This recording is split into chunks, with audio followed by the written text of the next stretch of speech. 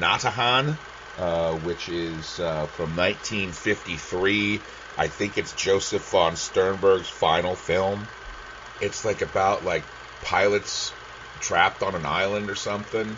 The exact specifics of the plot elude me at the moment. For some reason, when we were talking, when the subject of emotional realism came up, I couldn't get away from like these like young girls in crisis. I thought about Ms. 45 and God Created Woman, which is a Roger Vadim film that doesn't get the respect that it's due, I feel like. And all that I know is that it's sort of a Cheesecake Bardot movie.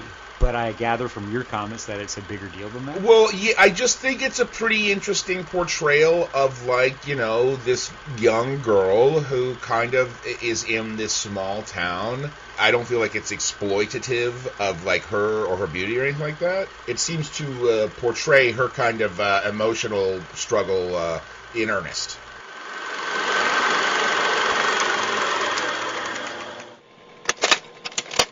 My birth year pick is Sam Peckinpah's Pat Garrett and Billy the Kid, which has a lot to recommend on top of the fact it's got a Dylan score. Slim Pickens. Slim Pickens. Oh, yeah, one of the greatest death scenes in cinema history. Knocking on Heaven's Door scores it. It's really kind of a marvel. And because at the point I first saw that movie, and this is me going back, probably 30 years ago, I was just jumping into the Peckinpah machine because I'd seen Wild Bunch. And I was trying to sort of soak more in the great man's mythos. And it just seemed weird that Chris Christopherson, who seems deeply middle-aged, again, this is like a 20-year-old version of me. Right. And he seems so old. Probably he was cast, he's 35 or 40 years old. And anyway, it's a really interesting portrait of a different kind of Western than I was used to. Yeah. And it celebrates the outlaw, but it also celebrates the lawman, and it also celebrates the processes of justice and how gooey all that can be. And then the pain of bystanders being killed, like Slim Pickens' character knocking on Heaven's Door. When I turn to the Under the Tentpole project, my pick is a fairly obscure movie called Tower.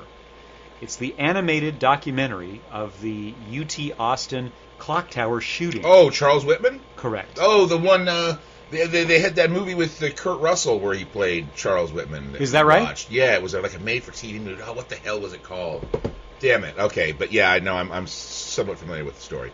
I strongly recommend it to you and to all listening to my voice right now. It is a real marvel of using animated tools, which we usually consign to being the world of fiction, but using it in a documentarian's approach to reorganize a portrait of history.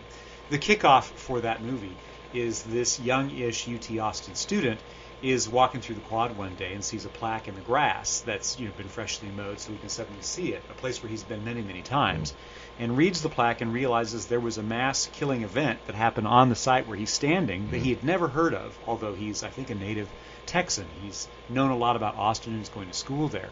And so his efforts to uncover what does this plaque mean, what is it referring to, my God, what happened here that I don't know anything about, unspools this portrait of his campus, of this experience, of this mass shooting from on high that killed many people and maimed many others. And he then realized there's something here because so many people around me, all of my fellow classmates, they don't know about this either. We're all too young to remember it from our lived experience. That can't be it. This is too awful and also too important to ignore. And then, as I recall, he figured out some way of partnering with the department where I think he was maybe a student turning into like a grad assistant or something like that. He was affiliated with the film school and got a lot of buy-in from his fellow students to create this animation project. And the real linchpin of the whole deal is he was able to track down the still then living people who had survived the experience, whether they were literally the victims of gunshot, or they watched people bleed out because they were hiding, or they were helpers trying to facilitate aid in this terrible crisis, or they were law enforcement trying to bring down the bad guy, or just bystanders with other information to supply. The animated reconstruction of the event deals with all of those different mixed point of views, and at the end, you get the live people in our present. I think this is about 10 years old now. It's incredible. Boop, boopity-doo.